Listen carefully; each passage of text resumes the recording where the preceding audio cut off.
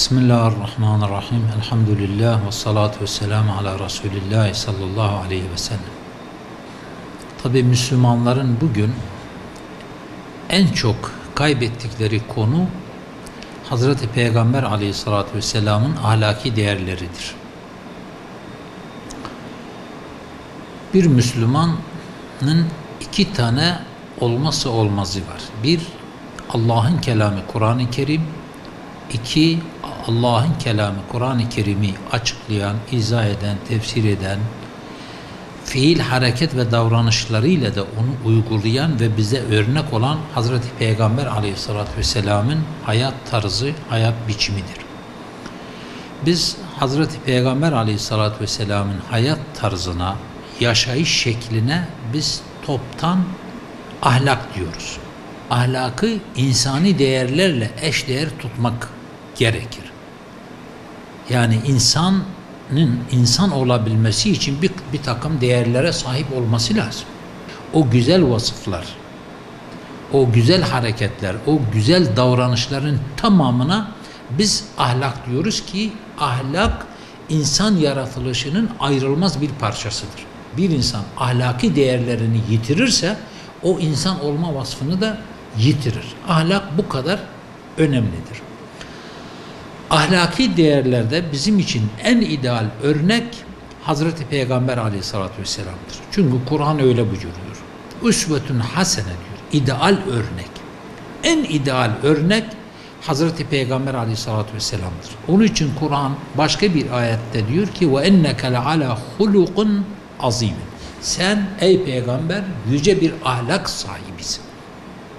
Yani Hazreti Peygamber'i tanıtırken onun yüce bir ahlak sahibi olduğu şeklinde Allah bize tanıtmaktadır. Hem dünyasını hem ahiretini kurtarmak isteyen, dünyada ve ahirete insan gibi, tırnak içerisinde insan gibi yaşamak isteyen herkesin mutlaka Hazreti Peygamber aleyhissalatü vesselam'ı örnek alması ve onun hayat şeklini kendine hayat biçimi olarak seçmesi ve tercih etmesi gerekir. Hazreti Peygamber aleyhissalatü vesselam dediğimiz gibi rahmet peygamberidir. Niçin gönderilmiş?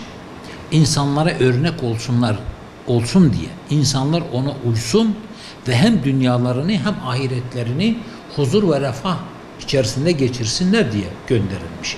Nitekim tarihe baktığımız zaman hangi dönemde Müslümanlar Hazreti Peygamber aleyhissalatü vesselam'a uymuşlarsa başarıdan başarıya koşmuşlar. Kur'an ve sünnetten uzaklaşmaları nispetinde parçalanmışlar, bölünmüşler ve çökmüşler Müslümanlar. Onun için Hazreti Peygamber aleyhissalatü vesselam kendisini ateş böceğine ve ateşi yakan adama benzetmiş. İnsanları ateş böceğine, kendisini de o ateşi yakan insana benzetmiş. Karanlıkta bir insan diyor ateş yakıyor. Malum ateş böceği ışığa düşkündürler. O ateşin içerisine kendilerini atmak istiyorlar ateş böcekleri. O adam da yanmasınlar, ölmesinler diye bütün gücüyle o ateş böceklerini uyarıyor, eliyle onları kovuyor vesaire vesaire. İşte diyor benim örneğim budur. Ben sizin ateşe girmemeniz için, huzursuz olmamanız için, mutsuz olmamanız için ben bütün çabamı, bütün gayretimi ben gösteriyorum. Siz ise elimden kurtuluyorsunuz. Yine de haram işleyerek, günahlara dalarak kendinizi felakete atıyorsunuz. Hazreti Peygamber aleyhissalatü vesselamın ümmetine olan şefkatini biz namazda da görebiliyoruz. Ettehiyyatu'yu okuyoruz. Allah diyor ki ey peygamber Allah'ın selamı, rahmeti, mağfireti senin üzerine olsun. Hazreti Peygamber aleyhissalatü vesselamın Allah'ın rahmet ve merhametinde dahi ümmetini kendisinden ayırmıyor. Diyor ki ya Rabbi esselamu aleyna ve ala ibadillah salihin. Senin rahmetin, mağfiretin, bereketin bize ve iyi davranışlarda bulunan, sana kulluk görevlerini yerine getiren bütün insanların yani ümmetimin üzerinde de olsun. Ümmeti üzerinde bu kadar şefkat ve merhamet sahibidir Hazreti Peygamber aleyhissalatü vesselam.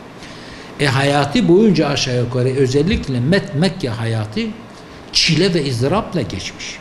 Müşriklerin baskısıyla geçmiş. Müşriklerin haşa hakaretleriyle geçmiş. İşkenceleriyle geçmiş. Ambargo uygulanmış kendisine ve en sonunda onu yurdundan dahi çıkarmışlar.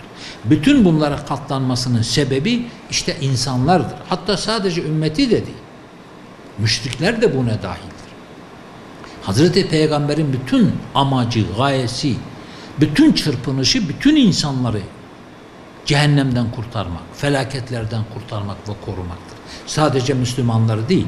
O hiçbir insanın cehenneme gitmesini istemez. O hiçbir insanın bu dünyada huzursuz yaşamasını istemez. İster müşrik olsun, ister ateist olsun, dinsiz olsun, ne olursa olsun.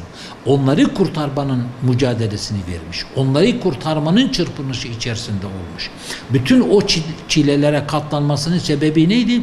Mekke müşriklerini kurtarmaktı. Bakın, müşrikleri kurtarmak. Müslümanları değil. Zaten Müslüman olmuşsa inşallah Allah'ın rahmetiyle onlar kurtulur, cennete girer.